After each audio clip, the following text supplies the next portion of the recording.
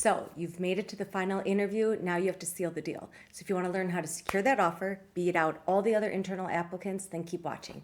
My name is Sarah Camillo. I'm a certified career coach and certified resume writer with over 15 years of recruiting experience. So let's face it, the company clearly likes you. You've made it this far, right? So now it's about solidifying that you are the top candidate over all the other internal and external candidates out there. So how do you do that? I've broken it down into 5 steps. Step number 1, maintain consistency. So don't change the little things. They've obviously been working. So I'm referring to the fact that the company already sees value in you. They like your experience. They like your expertise. They like your personality. All of those have gotten you this far. Stay consistent with your energy, your communication style, and the examples that you've been sharing that have gotten you to this point. This is no time to reinvent yourself, reinvent your background or expertise or anything like that. Just keep reinforcing your strengths and keep telling your story. So while I said don't change the little things, we are going to talk about in this video things you can change. Step number 2, up your research game and enhance your responses. So by now you've done the basics, right? You've researched the company, you've learned about the company, you've learned about its values, the role, why the job is open,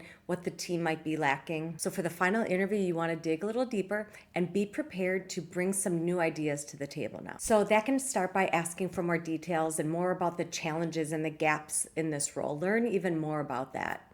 And then go ahead and share some new ideas, some thoughts, and bring all of that to the table in that final interview. So if this example doesn't align with the role that you're in or the industry that you're in, then there are still other ways that you can impress the interviewer. Every company out there has competition, so get to know who the top competitors are. Let them know that you're aware of those top competitors and those organizations, what they're doing, what they're not doing, what their social media is like, what their community interest is like, things like that. And it's okay to bring it to the table and just say, hey, I've seen other companies doing this. Have we ever done this at our organization? Go ahead, put yourself into the role as if you're working for that company already. Another research tip is about the interviewer. So a lot of times you're given the agenda on who you're going to meet with for that final interview and what their background is, or multiple people that you're meeting in that final interview. Go ahead and research them. Research them on their LinkedIn pages. Do a Google search on them. See if they're listed on the company website. Anything you can do to get to know a little bit about their background, that can help your chances. Maybe you'll find some commonalities with them to help build that rapport even stronger in that final interview. Ultimately, understanding more about them can help you tailor your responses in a way and speak their language. At the end of the final interview, you want them to know you're already thinking about yourself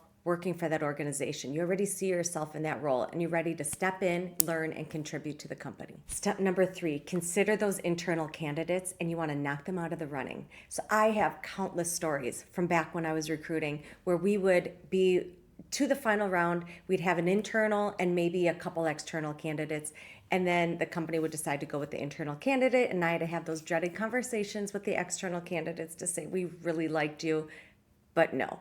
And that's such a hard conversation for the recruiter, and it's hard to hear when you're a candidate. And I know there's a lot of people on the other side who have been in that situation. You as a candidate may have lost a job to internal candidates as well. It's tough to beat them out. But we're going to talk about that here, and I'm going to share some tips with you. Competing with somebody who already knows the company and the company already knows them can feel intimidating. But here's the secret. You as an external candidate can bring a fresh new perspective to the company and to the team that they don't have today. So again, those internals already have familiarity with the history, what's worked in the past, what hasn't worked in the past for the company. But either way, you're going to bring that external viewpoint that they can't bring to the table. And you're going to bring this wealth of diverse experiences that they can't bring as well. This is your time as an external candidate to bring your unique perspective and identify new gaps, identify new opportunities that the company may have overlooked in the past. You want to share new processes that you've used in your past and tell them how you can integrate them to maybe create a new outcome or result that the team has never had before. And also, don't be afraid to share what didn't work for you as well, because the learning that can come out of that is really valuable as well. And plus, you know what? That vulnerability is also charming. It's this wealth of knowledge that they don't have, and it is a little bit charming when you can be vulnerable in an interview. They'll appreciate it. So on that same note, anytime that you can talk about something new, something first ever that you are part of for a company, some kind of innovation that you've brought to the team, brand new ideas, brand new technology, software, concepts, anything like that you have been a part of at a company, that is so valuable for a new organization to hear because it allows them to learn from them. So it's really impressive. I'm going to share a quick example of this because this is a real live client experience. So a client of mine works in the pharmaceutical industry, and she was part of a team who was creating a new drug that had to go step by step through the whole process before presenting it to the FDA for approval. Well, ultimately at the end, the FDA did not approve it. However, that experience that got them to that stage, it's a very long process. It's a very in-depth process.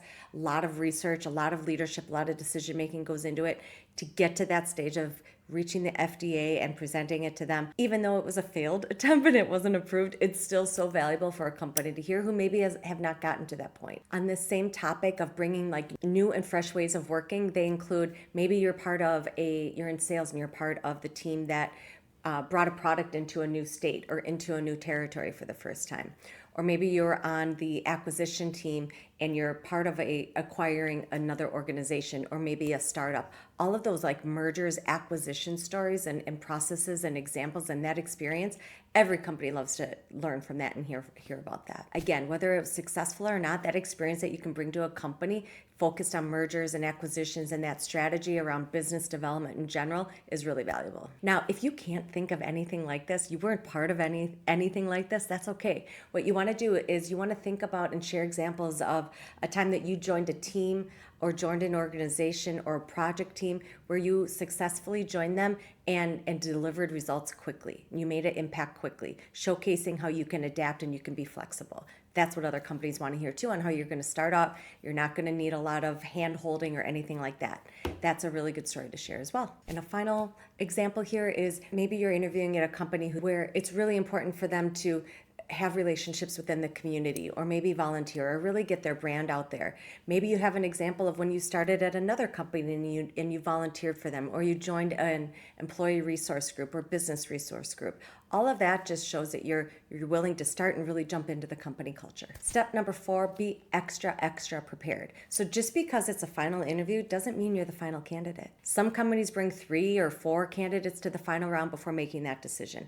And again, it might be you versus all external candidates. It might be you versus all internal. It might be a blend of both. You never know. So you need to be extra prepared, extra on your A game. Don't take it for granted. And honestly, the final interviews are still tough. You don't know if it's going to be something big or something small that's really going to set you apart from the other candidates in the process. So you want to bring all of it. So if it's something small, like maybe it's like your poise or your presence or your personality or something specific about your expertise, maybe that's what sets you apart from other candidates. Or maybe it's something a little bit bigger and it's really your communication style and your body language and things like that to really let them see that you can sit at the table with senior executives or senior leaders in the company. Like you have no idea, so you want to bring all the big stuff and all the little things to this final interview. And keep in mind, you may have been interviewing along the way and had some more conversational questions, or maybe you've already had some behavioral-based questions. And what that means is you need to be ready to share some more stories in this final interview. A lot of times, a lot of the research that I do, it talks about being prepared to face even more behavioral-based questions in the final interview. You never really know what to expect, so be prepared for both. Personally, and what I do with my clients is I'm a big fan of just practicing your stories over and over and over and over.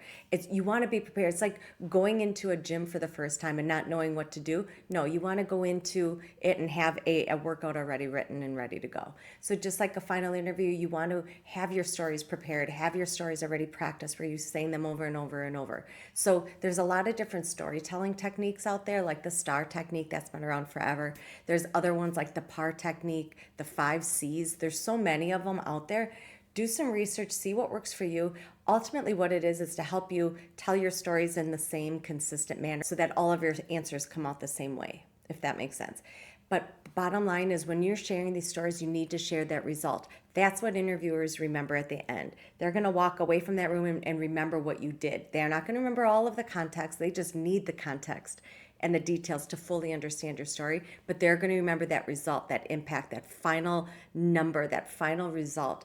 That's what they're going to remember, and that's what's going to set you apart from other candidates as well. Now, if you're interviewing with somebody you haven't interviewed yet along the way in the process, make sure you share your best career accomplishment at that time.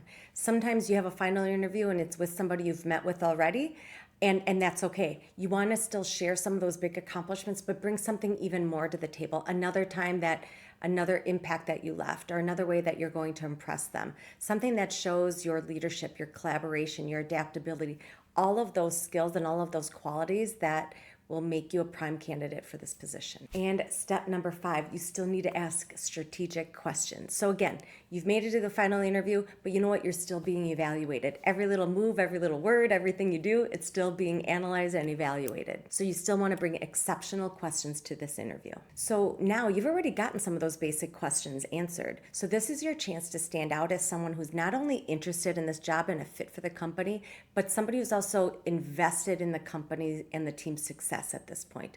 So I'll list out some questions for you. Is there anything else you'd like to know about me and my background? It's kind of high level, but it's still a way to make sure that they have all of their questions answered as well. What does success look like in this role in the first 90 days? What have past employees done to be successful in this role? How can I make the biggest impact if I'm selected for this position? Or you can keep it conversational and also just ask them, what has kept you at this company for so long? Things like that to get them talking, make it conversational, see what's important to them, and maybe you can reflect from there. Another way of asking that is, what do you personally enjoy most about working at this company? These questions just show that you are forward thinking and you're ready to hit the ground running. So again, preparing for the final interview, it's all about staying consistent, deepening your understanding of the role in the company and the culture and all of that, but also showcasing that you are the best candidate. You want to walk away as if it's like a no-brainer that they have to go with you. And whether it's for that role or maybe something else in the company, they need you a part of this organization. Keep that in mind, have that mindset going into the final. Again, you've already impressed them, so now it's time to seal the deal. So if you found this video helpful, please like, comment, subscribe if you haven't already. If there's any other topics you'd like for me to hit on in the future, please comment below and I'd be happy to touch on them in the future. Thank you, and I'll see you in the next one.